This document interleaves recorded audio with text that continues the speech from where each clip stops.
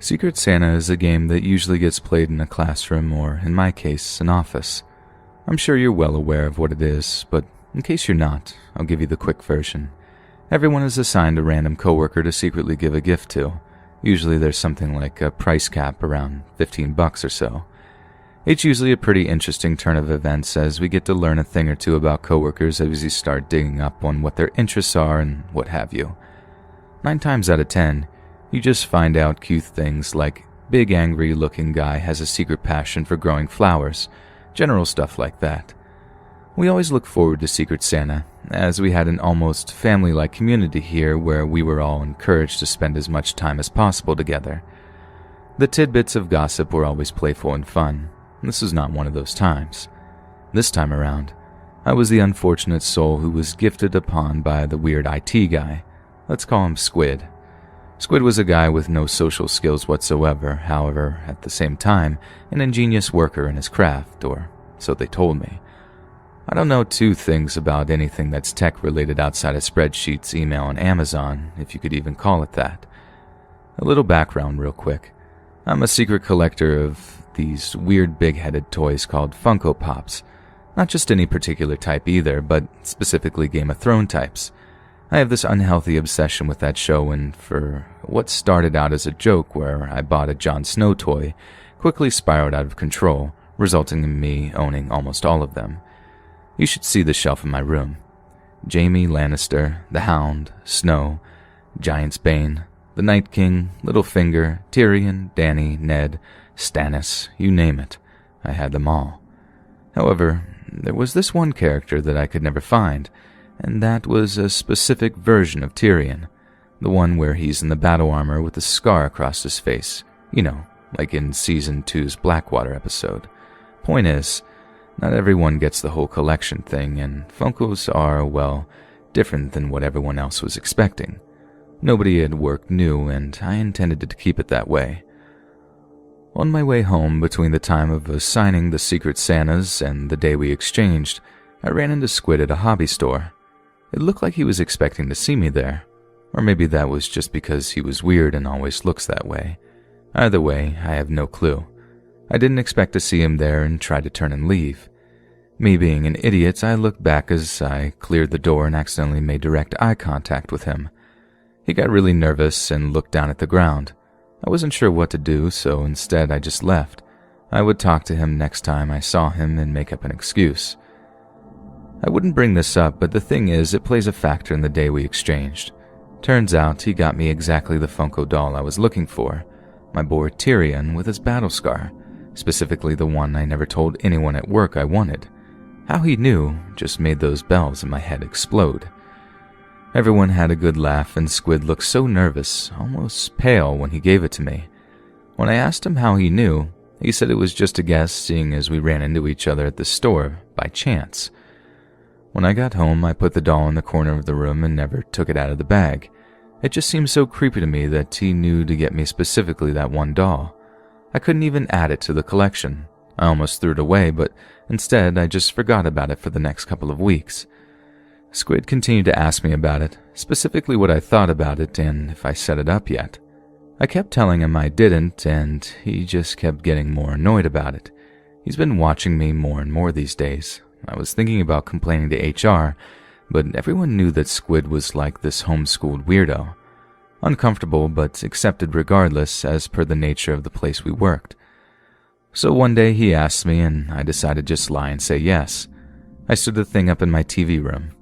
Poor Squid looked beyond skeptical, and beyond that, even more annoyed, like he could just see through it.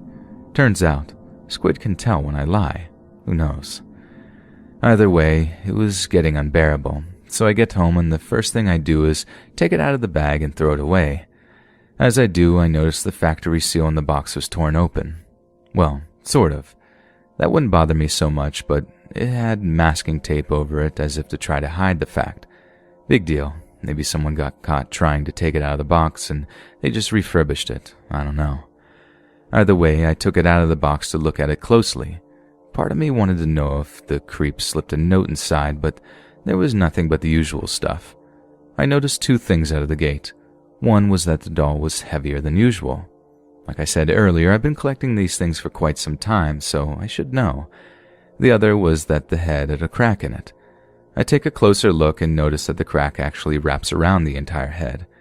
I prod at it for a second and notice that it's actually a seam from when it was split open. The head came apart very easily, and as it did, the small thing fell out of it. It looked like a plug or something, but then I realized the plug had a small glass over the receiving part. I take a closer look and see this tiny red light. Then it hits me. This is a camera.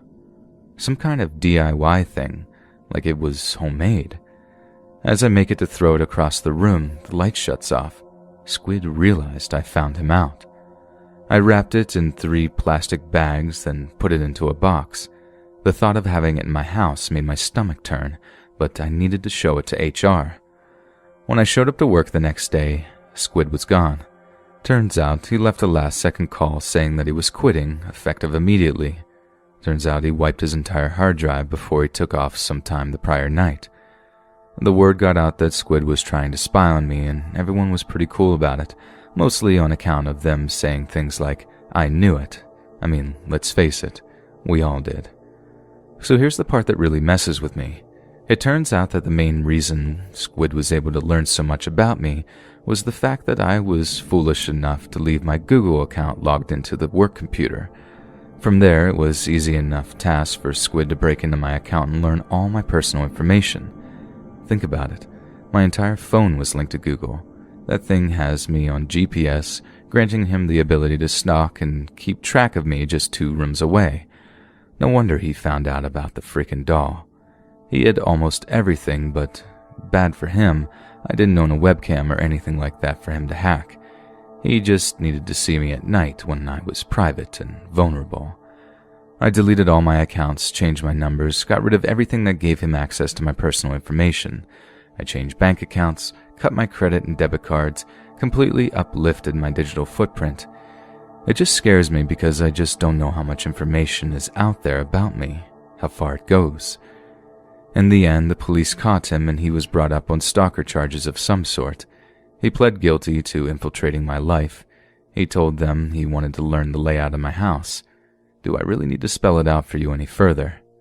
Look, judge me if you want, but please, for the love of God, be careful when you share your personal information, especially when it comes to work computers.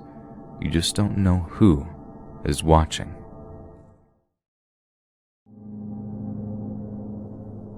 The events of this story happened several years ago.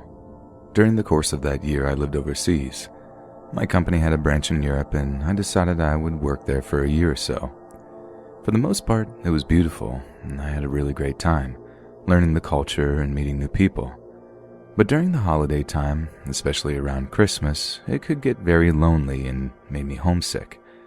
My family and friends still lived back in the United States and could not afford to come see me, and because of my job, I was stuck in Europe for the time being. On Christmas, I stayed home in my apartment and decided to watch movies. After watching Netflix for a couple of hours, I got bored and was looking for something to entertain me for a while.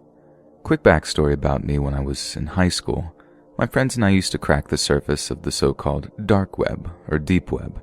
We were all pretty computer savvy and thought we were cool being able to access it at a young age. We didn't do anything besides just surf around, as we were scared to stumble across something we shouldn't. Well, fast forward back to the present, and I haven't done anything like that in close to 10 years. But I decided searching the dark web was just the excitement I was looking for on this quiet Christmas evening. It honestly seemed pretty harmless, and I thought, what could go wrong? I searched through dozens of dead-end links and pages, and nothing really seemed to spark my interest. After an hour or so of surfing, I decided it was finally time for bed.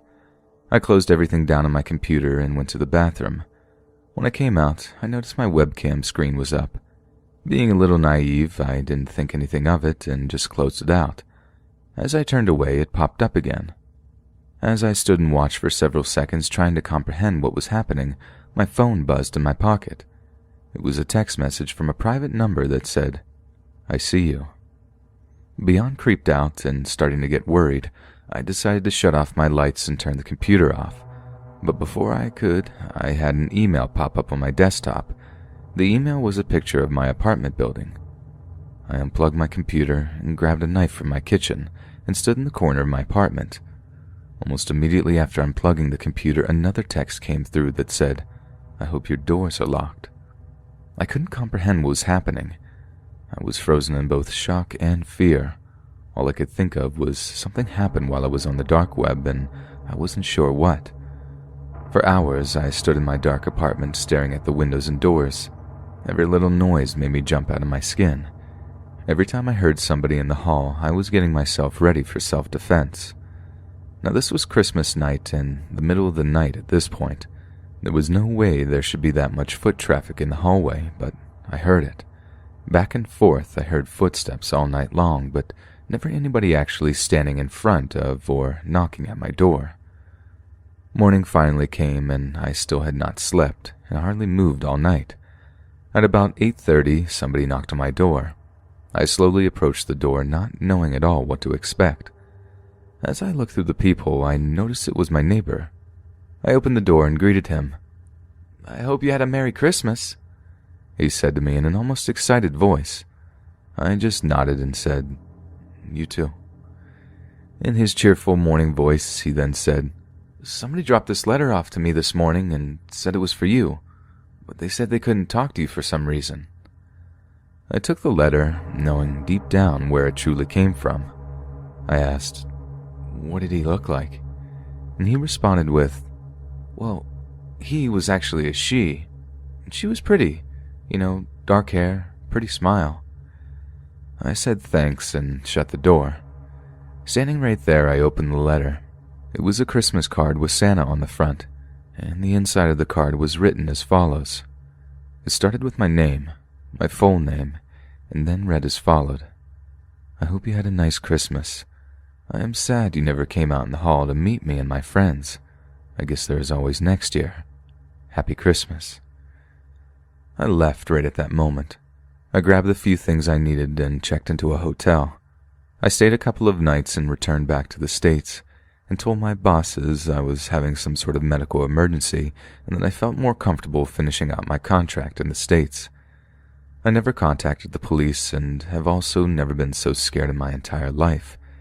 Every single time I get on the internet, I get a little shaky and only use it for my job and not personal use. Nothing like this has happened to me again in the years since, and thankfully no follow-ups to this single occurrence. I still can't help but wonder what I strolled upon that night when I was targeted. If I can leave you with a bit of advice, don't be a novice strolling around the dark web, especially on Christmas.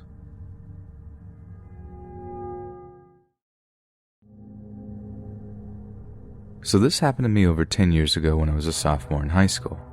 First, let me start the story by saying that at this point, the house next door to me had been vacant for almost a year. The elderly woman had passed away, and whoever now owned the house must have never got around to doing the necessary repairs to fix it. The old lady who used to live next door to me was a mean and miserable person. She always called the police on the neighbors, even though they would barely make any noise or do anything wrong at all. But it was always clear that she did love Christmas. She would hire people to hang up all of the holiday decorations on her front lawn and porch. Well, shortly after Christmas in my freshman year, she had passed away due to falling or an accident of that nature. Her kids from out of state came and cleaned out the entire house and left it vacant. As previously mentioned, they didn't sell it, repair it, or inhabit it. They just left the house to sit there and essentially rot. After they cleaned out the house, they left the curtains on the side of the house open, and if you looked out my bedroom window, you could see right into the house. It was semi-creepy knowing that the house was just so desolate and empty. Well, fast forward now to Christmas Eve of my sophomore year of high school. My brother and I took place in our yearly tradition of watching wrestling DVDs until we got tired. We both decided to go to bed shortly after 2 a.m. on Christmas morning. I shut off all my lights and got into bed and noticed a faint light coming through my blinds. So I got up and walked over to my window, and I couldn't believe my eyes. There was a ceiling light on in the house next door, and I couldn't explain it. I figured that there was no electricity at all, considering the house was vacant and nobody lived there for some time. I stared into the other house in confusion, and Then the light shut off. Within 5 seconds or so, the light turned back on again, and that's when I saw it. A brief glimpse of a figure in the doorway of the house.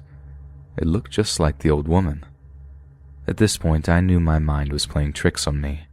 The lights went off for a second, and I stood there and stared into the darkness for several minutes trying to see anything, but it was just pitch blackness.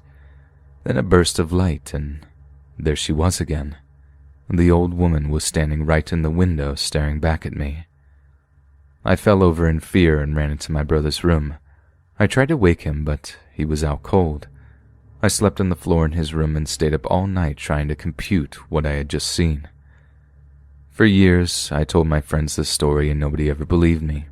Whenever friends would stay over, we would always look into the window and try and see something, but we never did. That was over 10 years ago, and that house has since been sold.